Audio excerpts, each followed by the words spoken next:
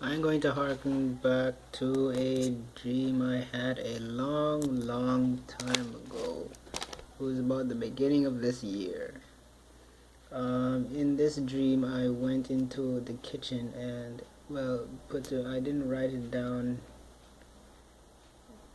recently, but what happened was I went into the kitchen and I put one finger into a tub of water, and it did not, and nothing happened, and I thought this was normal. And then I put two fingers into the water, and the water started to change in volume without producing any waves. And what happened next was I eventually put three fingers into the water, and it started to produce blood. And I put four fingers into the water, and then some sort of brown liquid. Right, so the observation was that one finger does nothing while three fingers produces blood. Likewise, compared to the blood of animals, the sap of trees that serve the same function but to a much lower frequency because there's no heart to pump that kind of blood is clear, sweet, and odorless.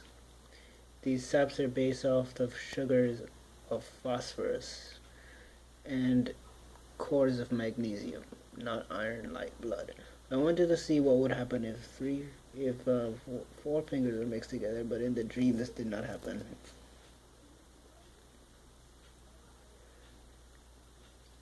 When these different signals are mixed together, like for instance with the instance of three fingers, their interference with each other causes a loss in signal, just like how the tree spreads its leaves and receives light, while an animal under a tree receives sparse light that can only receive and reflects the light not blocked by the trees. Thus, an animal moving will be exposed to various different lights and reflect accordingly. Thus, while a tree stands still and receives full and natural light, an animal is expected to reflect the noise of partial light. Understanding what this means is that a bacteria that evolves to move very quickly will be exposed to light at a tangent proportional to the differential at which it's moving.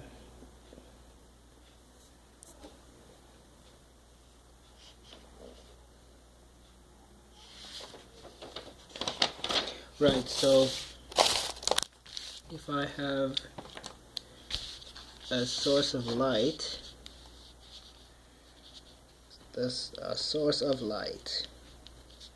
right, and one of its rays is moving this way. A tree is standing still, while an animal is moving, right? So this is the light that's coming in, and these are the branches of the light, and this is the light that you're seeing. So this is the light that's coming in, and this is the light that it's receiving.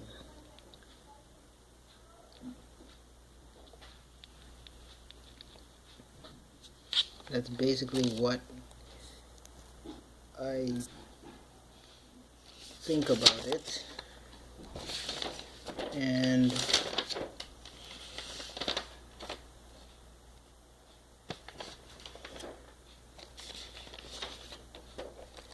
that's basically what I think about it. And let me see.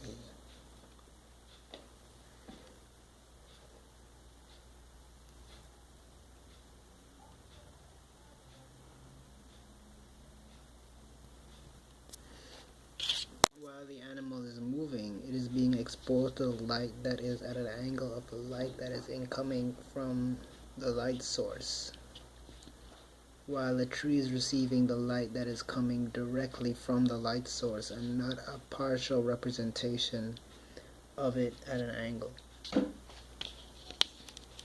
um, if you actually increase the scale of this problem, you see that this is not a star or a bulb. This is a planet with different worlds on it, and water, and there's a little watering hole there. And okay, so this planet is also receiving light from this humongous bulb, this really big bulb that's bigger. But wait a minute, the light, just like in the animal, is also being fractured along various different angles proportional to its length. So let's have another star here, and let's assume that these stars, which may not be actual stars, are refracting light at different angles. Right. Also, the Earth is spinning. This planet is spinning, and it is revolving around the axis of this star. When the planet is doing all of these things, the light that shines upon it is distorted according to the differential created by the momentum of the light hitting it, which affects chemical structures in this way. Notice that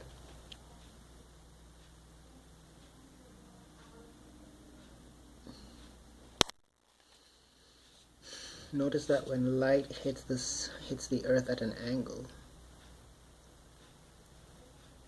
it refracts onto the refracts, and thus the width of the planet, proportional to its rotation, means the widest part of it is rotating the fastest, proportional to the smaller parts of it. Which means the people who live here are the people and animals are living here are exposed to the most distortion of light than any other place on the planet. How it affects geomagnetic activity. Notice that when an atom, this is an atom of whatever amount of whatever is in it, and this is an electron. The electron loses its distance from the atom at given radii and produces photons of different speeds, proportional to the same concept that affects this. So then we notice that this light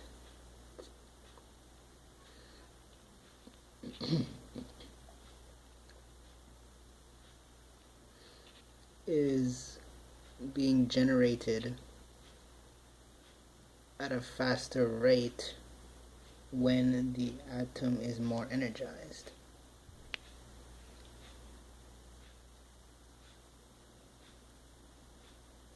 Okay, so this means that light has as much to do with the effect of physical structures as any sort of electronic activity, including things like thunderstorms, where the clouds turn black as a result of excess electrons being embedded in their bodies. And it is important to be able to calculate